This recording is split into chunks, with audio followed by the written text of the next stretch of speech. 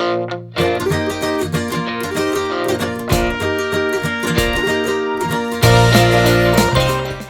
everyone, welcome to another session of Chess 333.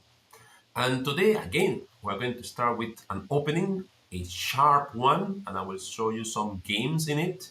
3 games in total. Then of course we're going to go to the tactics and then to the end games. So what opening am I bringing for you today? What will be the tactical idea in these games? What are these games going to be about? Well, let's find out. So, today, the games will be about the Morra Gambit against the Sicilian defense. So, let's take a look. Game number 1. I am playing against someone called O'Neill Sanchez. And I just have to say that this Morra Gambit could work against players of all kind of ratings. Okay, so let's see how this game went. So I started the game with the move pawn to e4. My opponent plays Sicilian defense, and here I play the move knight to f3. You may be wondering, but Morra Gambit doesn't go that way. But yes, because after d6, I played d4, pawn takes d4, and now c3, the Morra Gambit. My opponent captures the pawn, I took with my knight, and now, what's the whole thing about the Morra Gambit? Well, I have a pawn in the center, I have two knights developed, I have open files, I have diagonals to control afterwards. So yeah, I'm enjoying this. I like to attack. So now my opponent plays the move knight f6, which is a normal move. I play here bishop c4.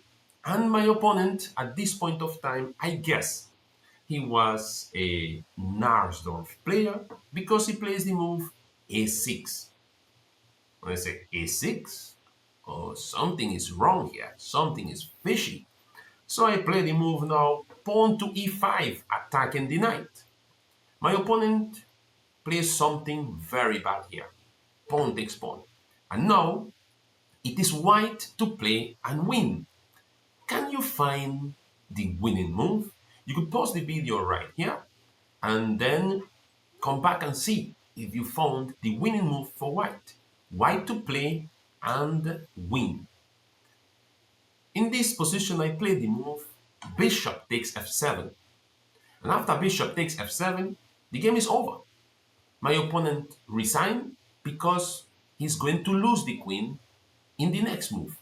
Only move for black here is to take the bishop, and then I will play queen takes queen, and the game will be totally over. I will also add the link to this game. This game I played on Lead Chess. I will add the link to this game in the description of the video, so you could go and take a look at it on Lead Chess. All right, now let's go to the next game, because remember, it's Chess 333, and we have a lot of things to do. So let's go to game number 2. Okay, guys, well, let's go to the second game of the Morra Gambit.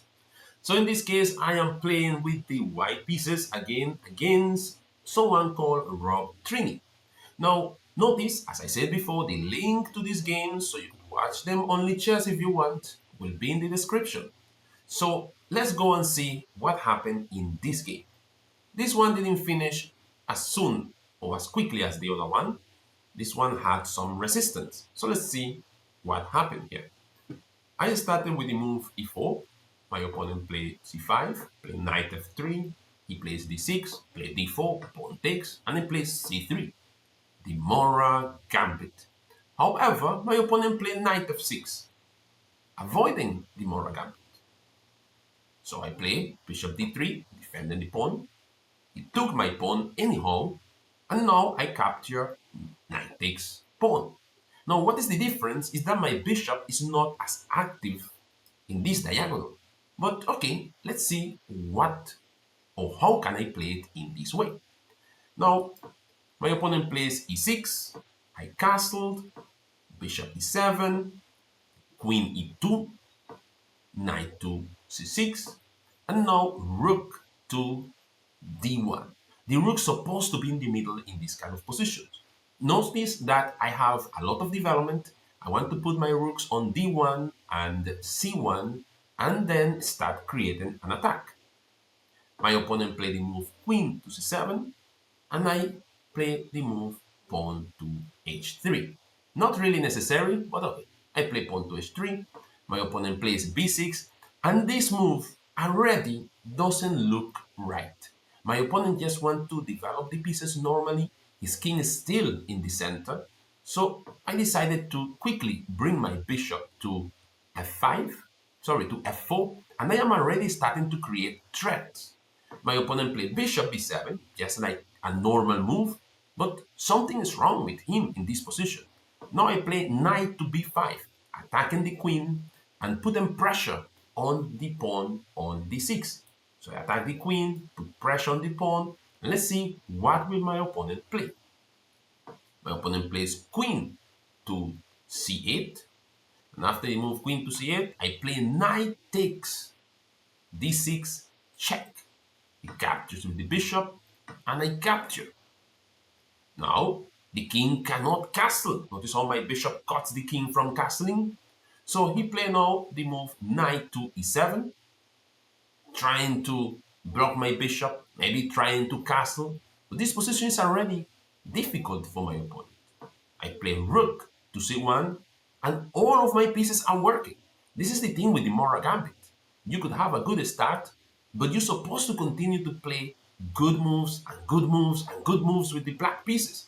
Otherwise, your opponent could just get an advantage at any point. My opponent plays queen to d7, attacking my bishop, getting ready to castle, but now bishop to b5, pinning the queen. He blocks with the knight, and now knight to e5, attacking the knight and attacking the queen, really exploiting this diagonal. Now, my opponent captured, and I captured the knight. No need to rush. After I took the knight, my opponent now is in a total loss position, and he resigned. So notice, second game, this time again with the Morra Gambit. So before was the Scotch Gambit, now the Morra Gambit. So here we are learning about attacking chess. You want to be an attacking player? Well, you could also contact me on Lee Chess, and I could be your coach. Let me teach you some attacking chess and see how you do in tournament. Let's go now to the next game. Okay, so now let's start the third game. In this game, I'm playing against a FIDE master. His name is Ryan Harper, the champion of Trinidad and Tobago. So now, let's take a look how the Morra Gambit went in this blitz game. Now, the game started with the move e4. My opponent played c5, played knight to f3, d6, pawn to d4, pawn takes, pawn to c3. The Morra Gambit. My opponent plays pawn takes pawn, I capture with the knight, and we have the starting position of the Morra Gambit. Now my opponent plays e6, a good move. I play bishop to c4, developing my bishop to the best possible square. My opponent plays a6. This will restrict my knight from jumping there. In the previous game, I won because of a knight jump to b5. Now I just castle. My opponent played pawn to b5, attacking my bishop, and I played bishop to b3. My opponent played bishop to b7, putting pressure on the central pawn, but this already doesn't look too great for the black pieces. However, I played the move rook to e1, not a common move in the Morra Gambit. In general, my queen is supposed to go to e2, so rook e1 is really not a great move. However, my opponent played bishop e7, I played bishop to f4, my opponent played knight f6, and I attacked the knight with my pawn. My opponent took, I took with the knight, and here my opponent could exchange queens and be okay, but he wants to attack. Now, he castled, and I play the move queen e2, not allowing the queen trade. Now I have a lot of pieces developed. My opponent still has to develop pieces. My rook is coming to the center as well.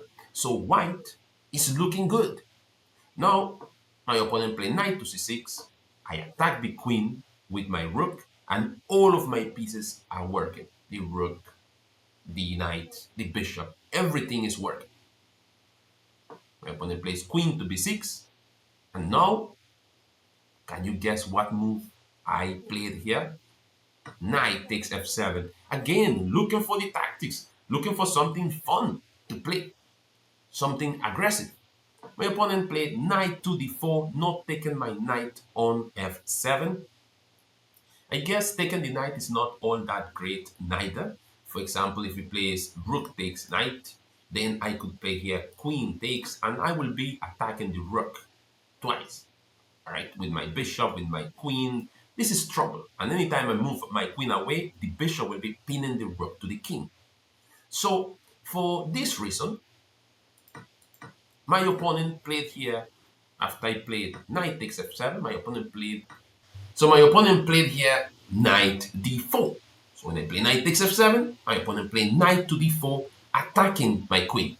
And now, here I play rook takes knight. Why not? Let's attack. Let's play fun chess. He captured with the queen, and now I play queen takes e6. And with this, I'm threatening smothered checkmate. We just want to bring my knight out and sacrifice my queen. However, this knight is the problem. This knight is the problem because he could always take with the knight and the rook will protect f7. So my opponent play rook takes, which is a bad move. I capture with the queen. My opponent move the king to the side. I capture the bishop. And this position is already totally lost for the black pieces. I'm threatening mate. I'm attacking the bishop on b7. Everything is under attack.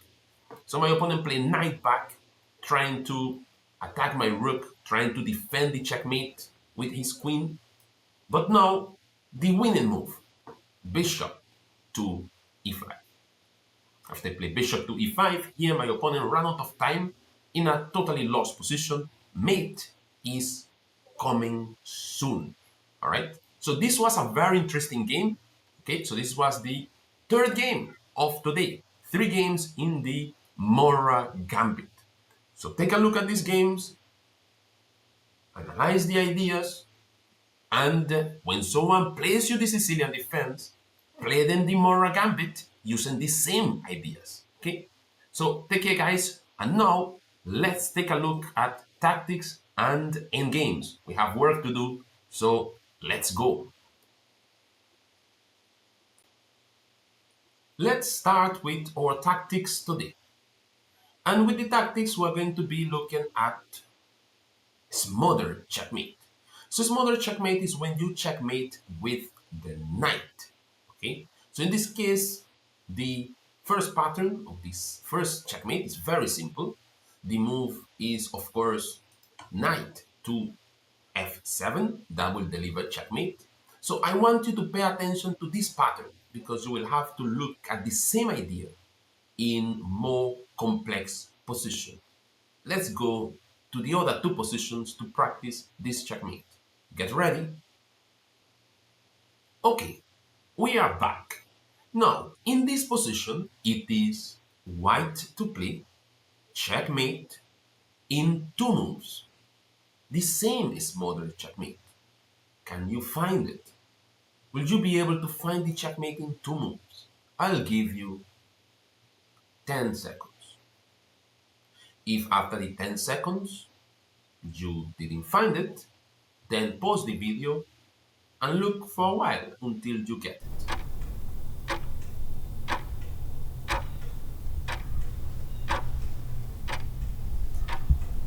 Okay, so the 10 seconds have passed. Now, let's see if you got it. The move is queen to g8. The knight is protecting the queen. Therefore, the king cannot take queen. The only piece that could capture the queen is the rook. And after the rook takes the queen, then we have checkmate in one move. I hope that you are seeing it. Knight to f7, checkmate. Let's go to the final position of the tactics and see if you could find that one. Okay, now let's try and find checkmate in this position. You have the queen, you have the knight. Where is the checkmate? I'll give you 10 seconds to look for it. Remember, this is checkmate in two moves. Two moves and the game is over. Can you find it? Can you bring the point home? I'll give you 10 seconds.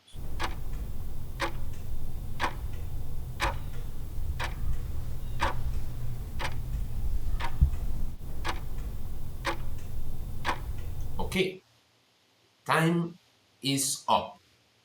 So here, the winning move is queen takes h7.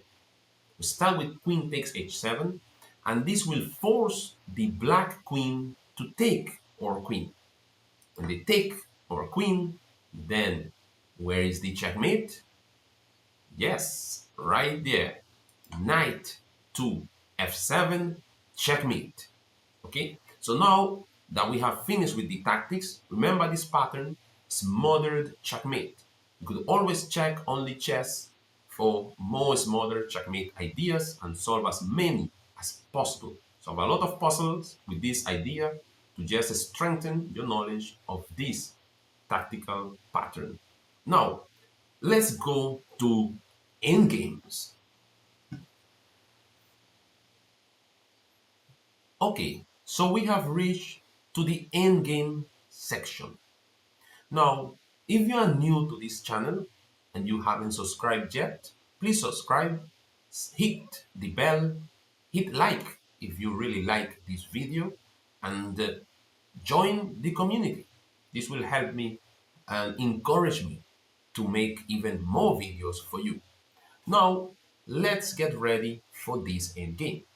Now, today we're going to be talking, when it comes to endgame, pawn breaks in the endgame. Pawn breaks in the endgame. Literally, pawn breaks in the endgame is when you sacrifice a pawn to get another pawn to turn into a queen. That could be one of the concepts, and that is the concept of pawn break that we're going to be working with today. So let's take a look at this position. In this position, it is white to play. The black king is rushing to capture this pawn and end up winning the game afterwards. However, here it is white to play. And white plays the brilliant move, pawn to f6. Why is this a brilliant move? What is up with this move? So let's see what could black do here. Black could, option number one, capture the pawn. If he takes the pawn, then I push this pawn, push the pawn again, get a queen, bring my queen here, making sure that you do not do anything with this pawn, and I will just win the game. I'll capture this one, and then I will capture this one as well, and just win the game. Now, going back. After the move pawn to f6 then, what else can black do besides capturing the pawn? Well, he could push this pawn forward. If he does, then I could just either capture the pawn or move my pawn forward. I could just move my pawn forward, turn this pawn into a queen, and the game is also won. So literally, after the move pawn to f6 here, the game is over. There is nothing that black could do to save himself. Even if he tried to bring the king, of course, this will be too slow. I will capture this pawn, get a queen, and win the game. So in chess, when you are in the end game, please pay attention to pawn breaks. Maybe a pawn break will win the game for you. So let's see how that goes. Let's go to the second example of pawn breaks in the endgame and see if you could find the idea. Next position is here. What to do? It is white to play. White is an extra pawn, but the black king wants to come here to capture this pawn and give white some trouble. So white here plays the move pawn to f4, creating a pawn break and making sure he creates a pass pawn that will win the game. Black captures, white plays pawn forward, and black has to try to do something in this position. So black decided to capture the white pawn. However, white just defended the pawn push check, king takes, and then the pawn continues to run. Now, white will be able to queen the pawn first, and although black is one square from queening, is one square too far. Because now white could easily win after the move queen to e4 check, king moves, trying to turn the pawn into a queen, queen check, of course, king moves to the side to protect the pawn, and now king goes to e3, threatening checkmate, which is totally unstoppable. Only move and then checkmate. And in this way, white won the game, starting of course with a pawn break. Remember the move here, pawn to f4, creating a pawn break, and in that way creating a pass pawn for the white pieces. Let's go now to the next position and see if you could find the idea. I will give you 10 seconds to find the idea, and then I will show you the answer. Okay, here is the final position of our segment of Chess 333, where we learn 3 games from a sharp opening, 3 tactics, looking at one tactical team, and then 3 endgames that will definitely help you to win games or to save games. So now we have reached the last endgame. It is white to play and win. And white needs to create a pawn break in order to win the game. If he doesn't, he is going to lose this game. Notice that black idea is to just bring his king and capture these pawns. That is the plan from black. And white needs to deal with this idea. And in this position, white could create a pawn break to win the game.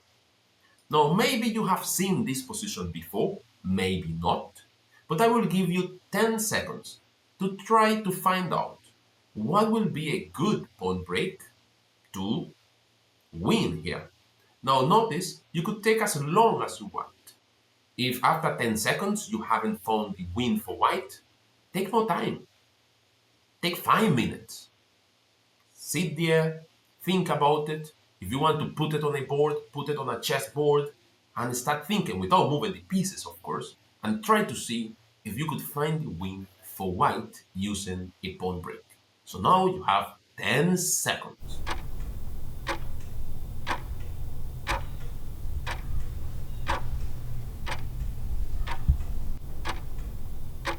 Okay, your time is up. The way for white to win here, the pawn break starts with the move pawn to g6. This is a brilliant move. Let's see how this works. Why is this win? Well, for starters, this pawn is threatening to capture this pawn and promote, or capture this pawn and promote. So that pawn has to be taken by black. Black cannot just leave it. So now, let's see or analyze both captures by black. If black captures with this pawn, then the winning move will come from the move pawn h6. This pawn break really wins the game for white. What can black do? White wants to capture this pawn and turn the pawn into a queen. That is the plan. So black has to deal with that and capture. But as soon as he captures, this pawn gets to pass. And although black could try to run, once white gets the queen, the game will be over. White will capture the pawns and eventually win the game. Let's go back to the start. So what happens if after this pawn, black decide to capture with this pawn instead? Well, if he captures with that pawn, we use the same idea, but with the other pawn. So in this case, we push the f pawn, creating a pass pawn on the h5. Pawn takes, and we pass with this pawn, and again, we turn this pawn into a queen and win the game. So I hope that you enjoy this session. Remember, every Monday, Wednesday, and Friday, I will be posting Chess 333, where we learn tactical chess endgames, and we also learn sharp openings. So you could be ready for the opening, for the middle game, and for the end game. Bye bye. See you in the next segment.